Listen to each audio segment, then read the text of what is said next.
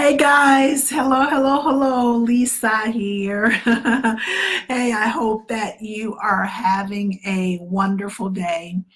I am having a pretty productive day, and so I'm happy about that. So, I wanted to hop on here and talk to you guys about something that happened um, on Monday, Cyber Monday. So for Cyber Monday, I made an offer for my hot selling products bootcamp. And what that is that I'm going to take a group of people through the process of creating a course or a product. And it's going to be over the course of 4 weeks. So I'm just doing 2 hours an evening on Sunday evenings. And there are four sessions that I'm going to have in 4 lessons. So I received a phone call from a woman who wanted to inquire about the course. My course was $97, and she wanted to inquire about the course because she had seen another course pretty much offering very similar lessons, but this was going to be a full day course. It was going to cover 4 lessons, and it was also for $97. And so she could not get in touch with the other coach, and she was able to get in touch with me. And she had inquired, and what I said to her, I said, well, if you don't mind, I would like to take a look at the course you're referring to, and I can compare it to mine and tell you about it, and then you can decide which one is best for you, which one best meets your needs. And so she was very open with that. And she gave me the link, and I opened the link. And so then I went through step by step based on the description of the course that the other coach had given, and told her how mine was similar and different. And then I said, based on what I've shared with you, which one do you think best fits your needs? And she said, well, they both are still very similar. She said, but I've already signed up and paid for yours. I thought, okay.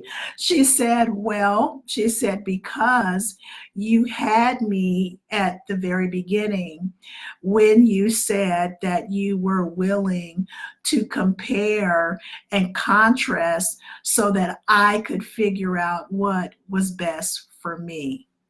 She said, you didn't go into a sales spiel. You didn't try to convince me that yours was greater. And she said, and that really impressed me. So I thought, well, cool. But here's what I want to share. And, we talked a little more. Um, and finally got off the phone, but I thought about that, and I wanted to just kind of talk to you guys, those of you who are service people, those of you who are coaches, those of you who have flat platforms where you want to serve people, you want to minister to people, you want to share your message that God has given you, the gifts and talents that God has given you. We are already in this because we feel like we have a calling on our lives, right? We're already in this because in most cases, God has done something spectacular in our lives, or he's giving us some wisdom, some revelation, some knowledge, something that we feel compelled to share with others, to help with others. So we're already there, right? But sometimes when we start growing in that area and when we start developing ministries and when we start developing businesses, sometimes we lose focus. And so we become focused on the money, the bottom line.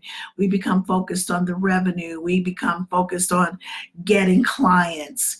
And so we really want to be mindful of that and really watch that. I definitely could have went into a sales spiel. I definitely could have told her how great or tried to convince her how great my package was. But it's not about me and it's not about how great my package is. It's about what the client needs. And if you have worked with me, I'm very adamant about serving the client, meeting their needs. I'm very solution focused. What can you do to meet the client's need? What do you have to answer their questions, to help them with their pain points, even their greatest desires? This is why I do what I do. And so when you say that you want to help people, that's very admirable. And when you can do that, that's great. But again, we have to be careful that we don't lose focus. So I just wanted to share that. And I also wanted to make another point. For Black Friday, I saw about a dozen. Yeah, Black Friday, I saw about a dozen very similar specials, which were programs that were being offered, ads on social media, the different platforms of social media. I saw about a dozen very similar ads that I had. But here's the thing. People were buying from all of us. And then even with this Cyber Monday special that I offered, I saw about 4 ads very similar to mine. And then this woman added another one. And again, people were buying from all of us. And so here's the other point I want to make. Sometimes we feel like our niche is so saturated that we won't get clients, we won't get customers, and some people give up before they even start.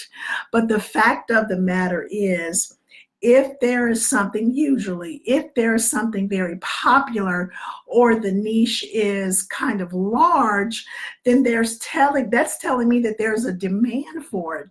And if there is a demand for it, then you want to be committed to it, especially if you think you have a solution for it. If you believe that that is what God has called you to do, He's called you to talk about it, He's called you to serve people in that way, then you absolutely want to be obedient. You want to be in your purpose. You want to enjoy your passion.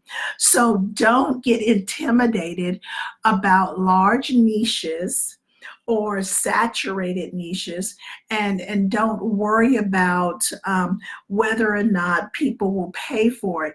Because if you package it correctly, if you market it correctly, if you set it up correctly, and you find your target audience, you will get the clients.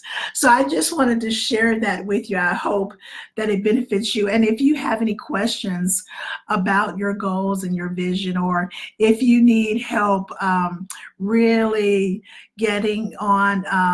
getting to a great start on 2020, then please, by all means, contact me. I am here to help you. I do have some coaching slots still available, and so I am very willing to support you in your goals for 2020.